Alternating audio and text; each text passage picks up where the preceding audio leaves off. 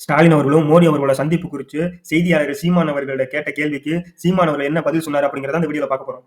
திமுக தமிழகத்துல எதிர்க்கட்சியா இருக்கும்போது மோடி அவர்கள் வருகையின் போது திமுக வந்து பண்ண வேலை என்னன்னா கோ பேக் மோடி அப்படின்னு ட்ரெண்ட் பண்ணாங்க. அது மட்டும் இல்லாம கருப்பு பலூன் பறக்க விட்டாங்க. மோடிக்கு கடுமையான எதிர்ப்பு தெரிவிச்சாங்க தமிழ்நாட்டுல. ஆனா ஆளுங்கட்சி ஆனதுக்கு அப்புறம் பாத்தீங்கன்னா மோடியோட தமிழக வருகையின் போது முதல்வர் அவர்களே வெள்ளை குறையோட போயிட்டு விமான நிலையத்துல வரவேற்றாரு.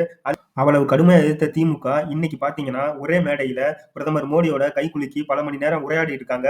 அது மட்டும் இல்லாம உதயநிதி அவர்கள் பாத்தீங்கன்னா நேரடியா டெல்லிக்கே போய் பிரதமர் மோடி அவர்களை 1 மணி நேரம் சந்திச்சு பேசிட்டு வந்திருக்காங்க. இது குறித்து சீமான் அவர்கள்ட்ட செய்தியாளர்கள் கேட்டதையும் கேளுங்க. இப்ப நான் போய் பிரதமர் சந்திச்சேன், தம்பி நீங்க கவனி, அண்ணன் போய் பிரதமர் சந்திச்சா நான் சங்கியா இல்லையா? ஆனா நீங்க அப்பா அம்மையும் ஒரே நாள்ல சந்திச்சா அதுக்கு பேர் சீமான் அவர்களுக்கும் பிஜேபிக்கும் எந்த விதமான சம்பந்தமும் இல்லாதப்பவும் இந்த திமுக கும்பல் பாத்தீங்கன்னா நாம் தமிழரை பிஜேபியோட பி டீம்னே கட்டிட்டு இருந்தாங்க. ஆனா இன்னைக்கு பாத்தீங்கன்னா யாரு சங்கின்னு இவர் கேட்கிறாரு. இதுக்கு யார்கிட்ட பதில் இருக்குன்னு தெரியல. திமுக விட 200 ரூபாய் வாங்கிட்டு கூறவனுங்கெல்லாம் எங்க போனான்னு தெரியல. உதயநிதி பாத்தீங்கன்னா எதிர்க்கட்சியா இருக்கும்போது இபிஎஸ் அவர்களையும் ஓபிஎஸ் அவர்களையும் ரொம்ப கடுமையா விமர்சிச்சிருந்தாரு. யாரு மோடியோட மிகப்பெரிய அடிமைன்னு சொல்லிட்டு. ஆனா இன்னைக்கு பாத்தீங்கன்னா ஓபிஎஸ் அவர்களும் இபிஎஸ் அவர்களும் அடிமை இல்ல, நான் தான் மிகப்பெரிய அடிமை அப்படின்னு சொல்ற அளவுக்கு மோடி அவர்களை சந்திச்சு 1 மணி நேரம் உரையாடி இருக்காரு உதயநிதி.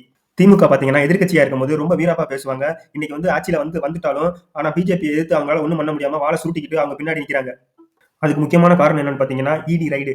செந்தில் பாலாஜி உள்ள போனாரு, பொன்முடி உள்ள போனாரு. அதுக்கடுத்து பாத்தீங்கன்னா வரிசை அமைச்சர்கள் எல்லாம் தயாரா இருக்காங்க. வரக்கூடிய தேர்தலில் திமுகவுக்கு மக்கள் நல்ல பாடம் புகட்டுவாங்கன்னு நம்பலாம்.